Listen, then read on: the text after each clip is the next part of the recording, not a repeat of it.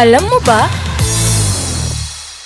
Isa sa mga iconic na struktura sa buong mundo ang Eiffel Tower.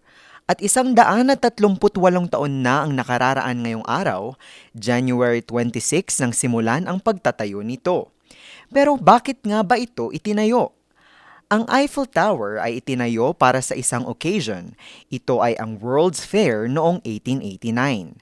Dinisenyo ito ni Gustave Eiffel, Emile Noguier at Maurice Koechlin noong 1884. Nang buksan ito sa publiko noong May 15, 1889, milyong-milyong katao rito ang namangha. Nasaksihan din ito noon ng ating pambansang bayani na si Dr. Jose Rizal. Pero matapos ang 20 taon mula nang buksan ito, noong 1909 plinano itong gibain. Ito'y dahil 20 taon lang ang itatagal daw ng istruktura.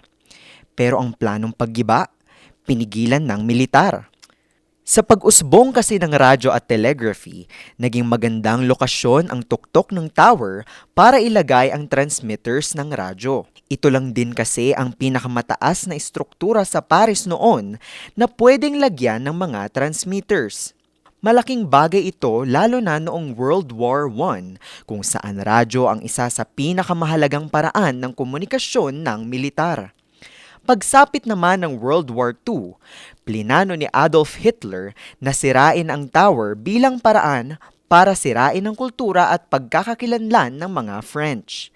Pero hindi ito naisagawa matapos suwayin ni General Dietrich von Choltitz ang kautusan ni Hitler.